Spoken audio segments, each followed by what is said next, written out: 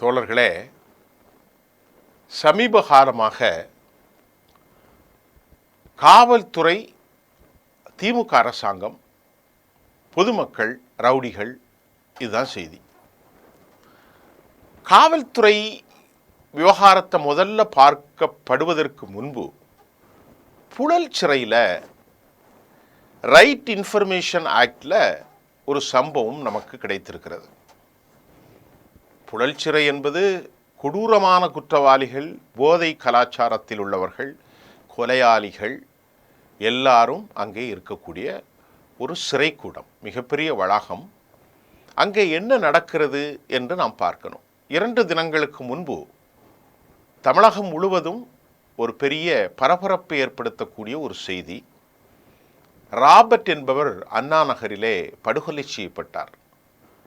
இந்த கூலிப்படைகளை, இந்த படுகொலையில் ஈடுபட்ட அந்த போட்டி குழுக்களை கைது செய்து அவர்களை புழல் சிறையில் அடைத்து பின்பு அவர்களை ரிமாண்ட் செய்வதற்காக எக்மோர் நீதிமன்றத்திற்கு, எழும்பூர் நீதிமன்றத்திற்கு கொண்டு வரப்பட்டு நீதிமன்றத்தினுடைய பரிவர்த்தனைகள், இந்த புரோட்டோகால் எல்லாம் முடிந்த பின்பு அவர்களை கொண்டு செல்கிறார்கள்.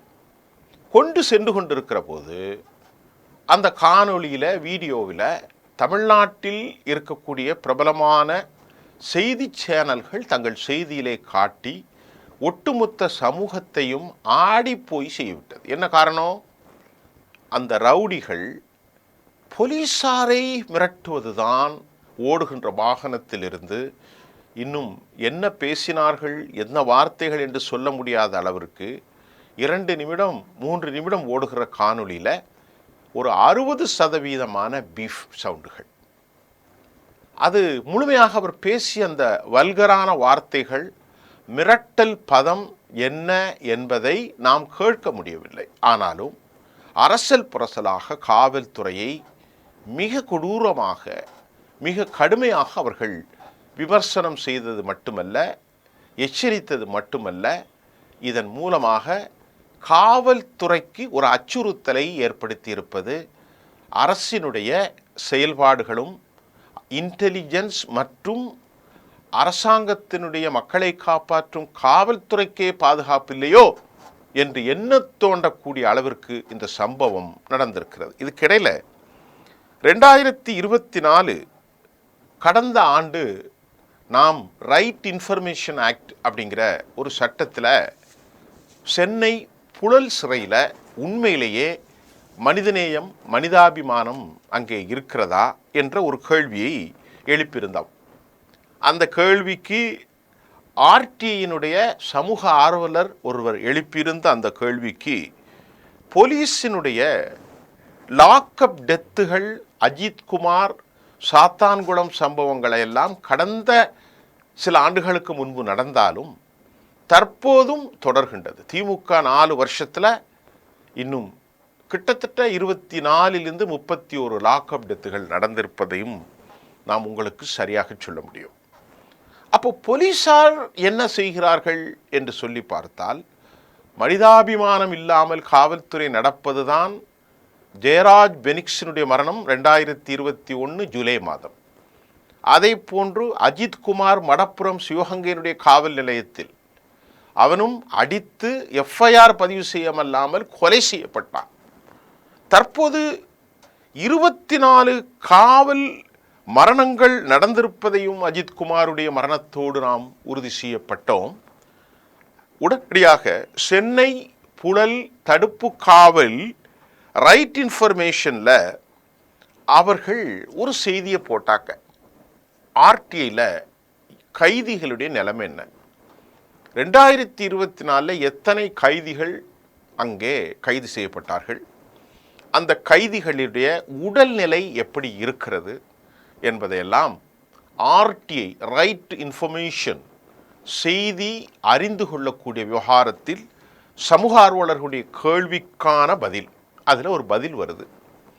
இதில் எல்லா கைதிகளும் வந்திருக்கிற ஆயிரக்கணக்கில் கைது இருப்பார்கள், ஆயிரக்கணக்கில் பல உடல்நிலை பாதிக்கப்பட்டவர்களும் இருப்பார்கள். இந்த 300 கைதிகளுக்கான ஒரு ஸ்பெஷல் மெசேஜை புழல் சிறை வெளியிட்டிருக்கிறது. அதில் 300க்கும் மேற்பட்ட கைதிகள் கை கால்கள் உடைந்த நிலையில் அவர்கள் சிறைக்குள் இருப்பதை சொல்லப்படுகின்றது. போகிற போது ஒழுங்காக தான் போனாங்க, கை கால்கள் உடைந்தெல்லாம் உள்ள போகலை. ஆனால் சிறையில் அவர்களுக்கு கை கால்கள் உடைந்திருக்கிறது. 300க்கும் மேற்பட்ட கைதிகள். அதில் 304 பேரில், நான் 300க்கு மேலேனா 304, 163 கைதிகளுக்கு, 304 ஒட்டுமொத்த கைதிகளில் 163 கைதிகளுடைய முன் கை எலும்பு முறிந்துவிட்டது. நல்லா கவனிங்க. 52 பேருக்கு இடது கை எலும்பு முறிந்திருக்கிறது. 304 பேர்ல 163 பேருக்கு முன் கை எலும்பு அப்படின்னு போட்டிருக்கு. இது வலது கையின்னு தெரியல, இடது கைன்னு தெரியல, ஆனால் முன் கை எலும்பு முறிஞ்சிருக்கு. 52 பேருக்கு இடது கை எலும்பு முறிந்திருக்கிறது. 112 பேருக்கு வலதுகை எலும்பு முறிந்திருக்கிறது. அப்போ 52 பேருக்கு இடதுகை, 112 பேருக்கு வலதுகை, 163 பேருக்கு முன் கை எலும்பு, அது இடதாகவும் இருக்கும் வலதாகவும் இருக்கும்.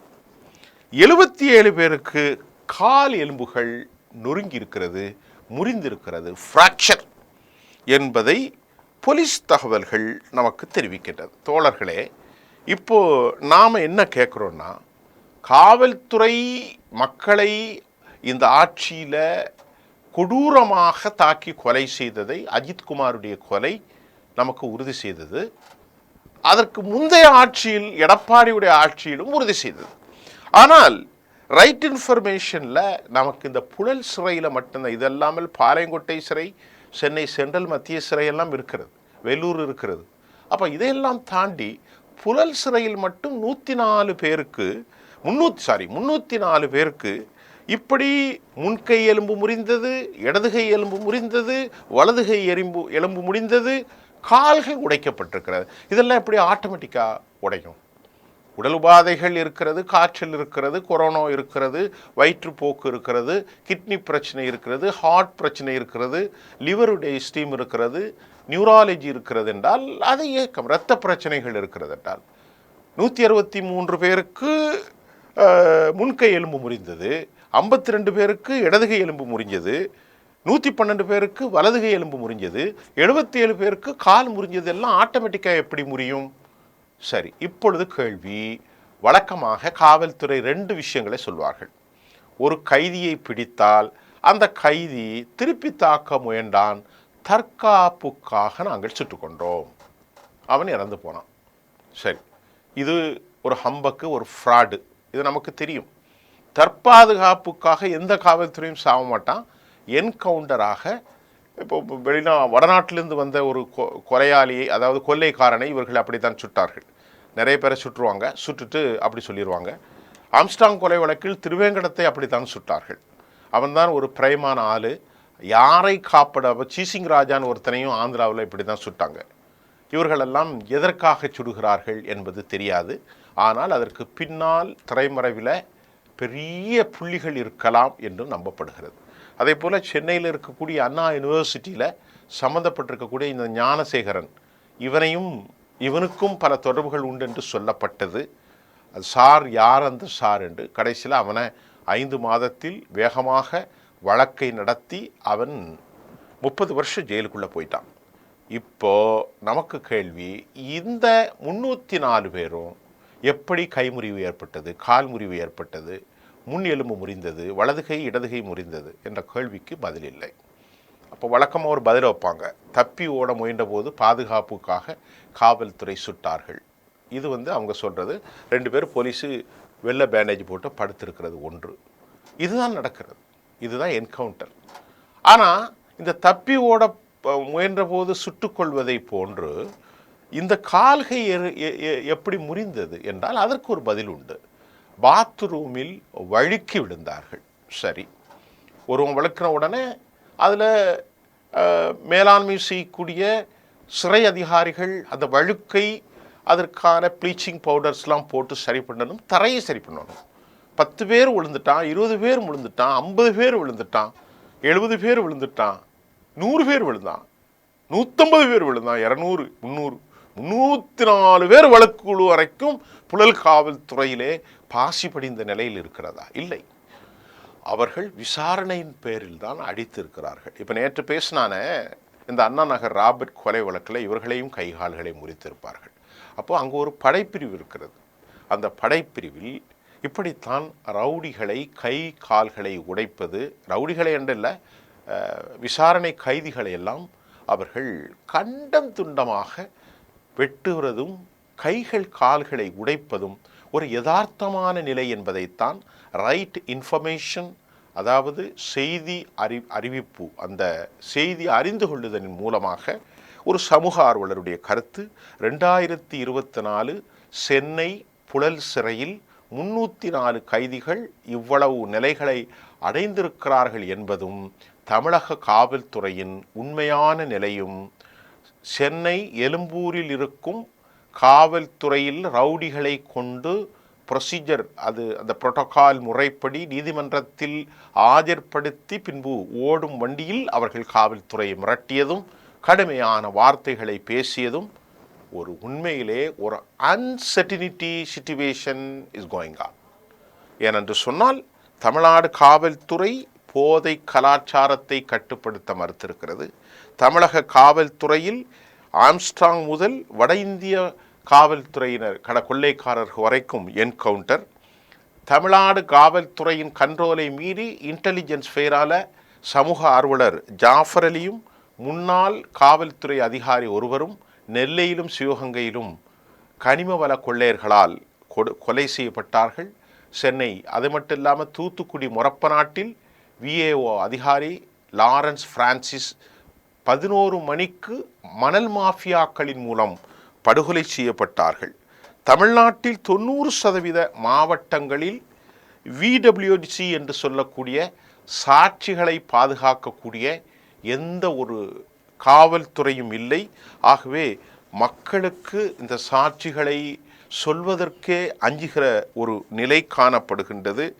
தூத்துக்குடி, திருநெல்வேலியில் சாதி மோதல்களால் படுகொலை செய்யப்பட்டிருக்கக்கூடிய அந்த தேவேந்திர குல வேளாளர்கள், முக்குளத்தோர்களின் மோதல் தமிழ்நாட்டில் பெரும் சிக்கலை ஏற்படுத்திவிடும் அபாயம் இருப்பதாக இன்டெலிஜென்ஸ் சொல்கின்றது. கவினுடைய அந்த மரணம், காவல்துறையிலே 1,34,000 வீரர்களில் பெரும்பான்மை வீரர்கள் பந்தோபஸ் என்ற முறையில் விஐபி பாதுகாப்புக்காக சென்றுவிட்ட நிலையில் இதை போன்ற கிரிமினல்களை கண்டுபிடிப்பது, அவர்களை கைது செய்வது அல்லது மக்களுக்கு பாதுகாப்பு கொடுக்க வேண்டிய நிலையில் தமிழ்நாடு அரசு காவல்துறை பற்றாக்குறை, பெரும் பஞ்சம். ஏனென்றால் 1,30,000-ல் 19,000 போலீஸார் எந்த பணியும் இல்லாமல் சும்மா இருந்து கொண்டிருக்கிறார்கள். மீதி இருப்பவர்கள் 60%, 50% விஐபி பந்தோபஸ்துக்கு சென்று விடுகிற நேரத்தில் மக்களை பாதுகாப்பது யார், சாட்சிகளை பாதுகாப்பது யார் என்ற கேள்வி எழுகின்றது.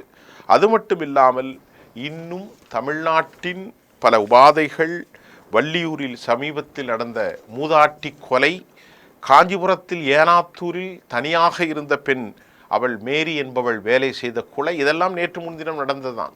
தனியாக இருந்த பெண் டாஸ்மாகில் கொலை. அதே ஒரு ஈரோடுடைய ஒரு ஊரில் +2 படிக்கக்கூடிய மாணவர்கள் 2 பேருக்குள்ள ஒரு பெண்ணிடம் பேசும் விவகாரம் சம்பந்தமாக கொலை. அசோக்குங்கிறவன் கும்மிடிப்பூண்டில் 8 வயசு குழந்தையை தூக்கிட்டு போய் பாலியல் பலாத்காரம் செய்வது, தாதாக்கள், கூலி கும்பல்கள், சாதிய பயங்கரவாதம், இப்படி போய்கொண்டே இருக்கிறது. இதெல்லாம் லேட்டஸ்ட்டு. இதுக்கிடையில் தான் இந்த கையை உடைச்ச கதையை நாம் சொல்லிட்டோம். தமிழக காவல்துறையின் நிலை எப்படி இருக்கிறது என்பதுதான் இந்த செய்தியின் துல்லியமான நிலை.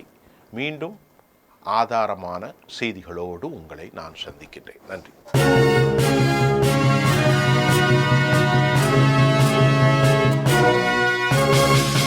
உடனுக்குடன் அப்டேட் தெரிந்து கொள்ள ஜெம் டிவி தமிழ் ஆப்பை இன்ஸ்டால் செய்யவும்.